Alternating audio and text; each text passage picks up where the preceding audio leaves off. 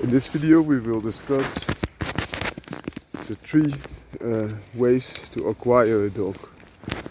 One is buying a dog, so a dog has been bred normally and you buy a pup.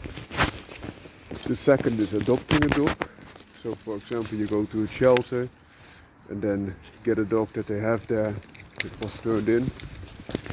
Or the third one can be co-ownership. So to start with the simplest form, which is buying a dog. So buying a dog is getting the puppy that you, for example, want, also often from the breed that you want. This can be, however, or is, however, the most costly option, because especially pups are really in demand. And it could be, depending on the breed, that you will pay a few €100 for a pup, which will be in the low side and even sometimes cheaper than acquiring a dog from a shelter.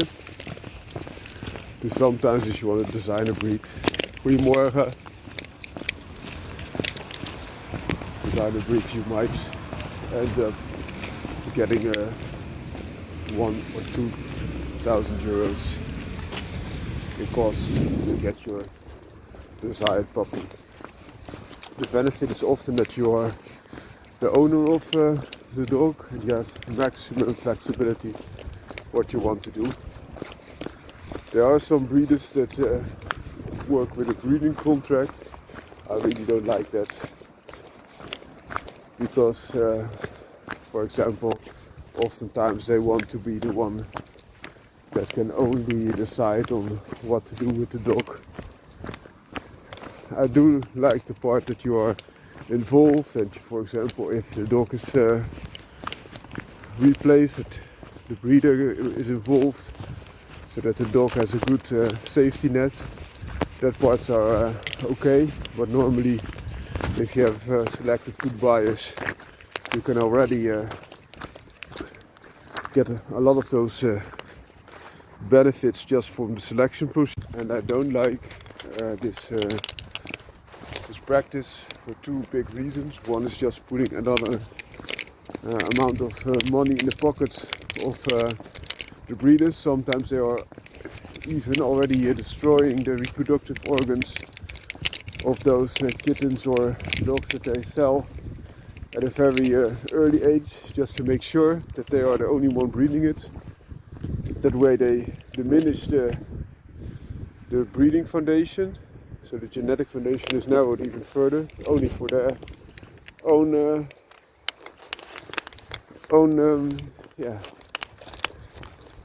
cats and dogs that they have. Also some miniature pigs, you see this quite often, or miniature donkeys. They just want to keep doing their own thing. And also often, for example, those designer breeds, already like teacup chihuahuas, are already enormously halted and have dwarfism or something like that. You also see this with these very small pigs and very small donkeys, and some cats that have already problems with, for example, the cartilage is very bad and therefore they have Scottish fold type of ears or very short legs. This is a bad thing. And the other thing is that if they have a contract, you already paid top dollar, for example, 1,000 to 2,000 euros, and then you have to pay again if you don't neuter them. And that has two sides, so you will not be prompted to get a litter that easy, because you know that you have to pay a fine, so again paying the breeder money in his pockets, and also the genetic base will be limited even further. And normally in working breeds they like that the good ones will generate the next generation and do not decrease genetic foundation. So in short, buying a pup gives you maximum flexibility, so you can choose which type of dog you want and drive there and buy it. Also you can choose the parents and see the parents, which is often not the case in shelter work.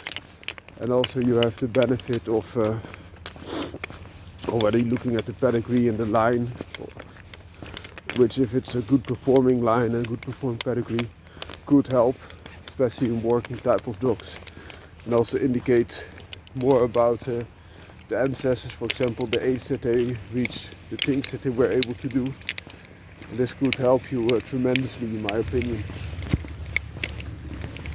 There are of course also benefits involved with other categories. So for example the adoption of dogs. Now you get a dog that has been put into a shelter for a variety of reasons. Sometimes these dogs are being bred from street dogs, so they have a feral background. That can also mean that the type of dogs have a lot of issues adapting to a more pet-like stance, but could give you more of a scatterbred dog. And sometimes it could be a good thing, because the genetic diversity is of course a lot more, but also sometimes you have very poor dogs, especially if it's the first generation of street dogs. So for example a dog has problems, a disease or bad hips and thrown on the street, and those dogs interbreed. Yeah, sometimes people are very bad and they have a dog and then it doesn't work out like they want. For example the health is bad and they just throw it on the street, or they see that it has problems with its social nature, for example fear, aggression, throw it on the street. And after a few generations only the strong will survive, of course, but especially first generation often are not that extensively healthy. Another thing is that you often get in a shelter the problem of another guy or another woman.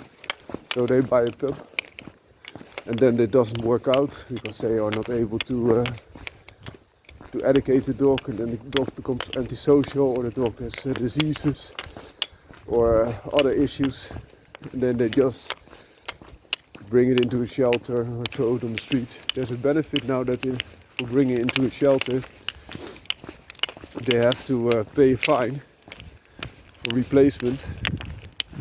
So this could lead to less people bringing in the dogs, but also sometimes this leads to practices such as cutting out the ship and then throwing the dogs on the street or bringing them to shelters.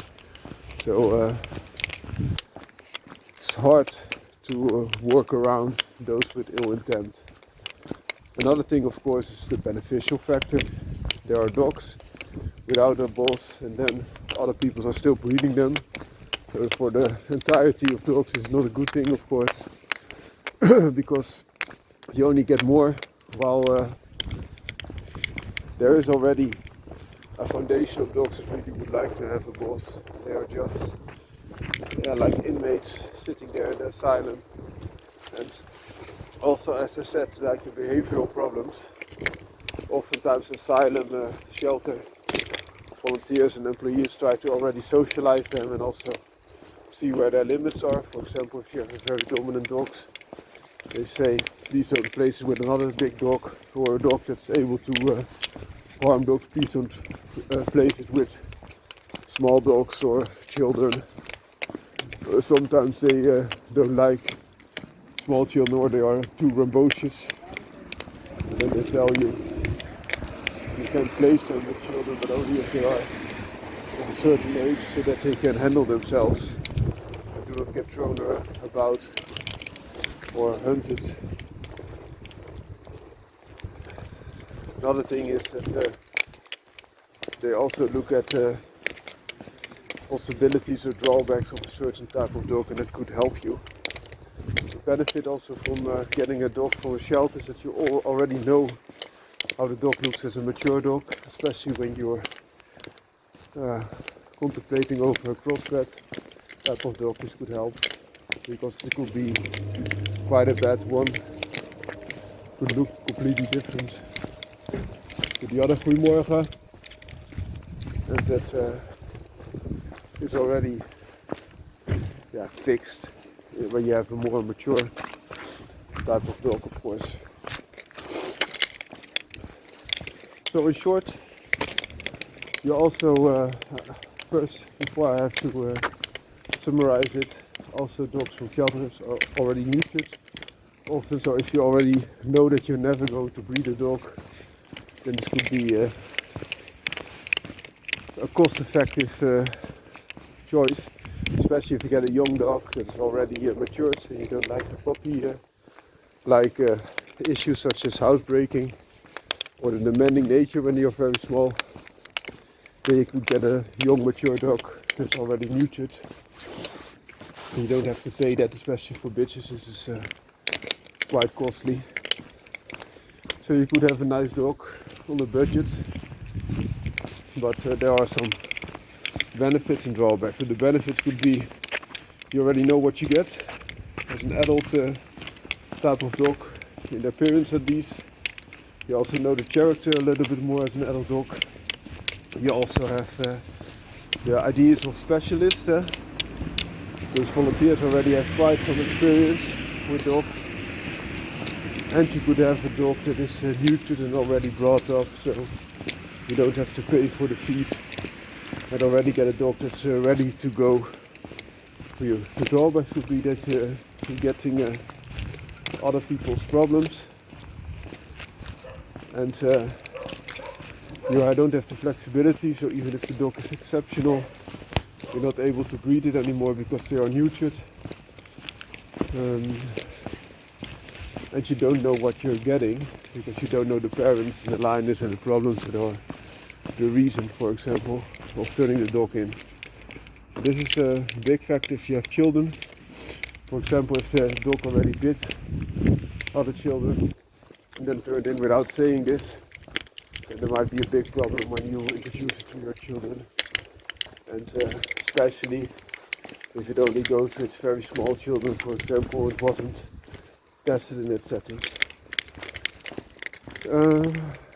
Then the last version is the co-ownership. So it's often the same as buying a pup, only then the breeder wants to keep some of the stock it breeds and offers you get the dog for free or at a discount, and they remain the breeding rights, or they have like a 50-50 approach, something like that, for the money that could be made by breeding them. And this could be beneficial because oftentimes the stock selected by the breeder could be good stock and could also offer you access at a discount, so you can have the premium type of dog, but you don't have to pay that much. The drawbacks are often that a litter you still have almost all the drawbacks. Sometimes also the breeder takes a bitch in when it's almost there to deliver, so they can take away that part if you arrange it like that. And I think this is a good practice if both parties know what they're getting into. So the big benefits that you often get first choice of the litters, also that the breeder can help you settle things. Of course you have quite some dependency also on the breeder, and need to know that you have quite some interaction, which can be good if you like this interaction, also like to learn. It could also be a bad thing if you just want to be left alone more. I hope you like this video. If you do, please leave a like and subscribe. Bye bye.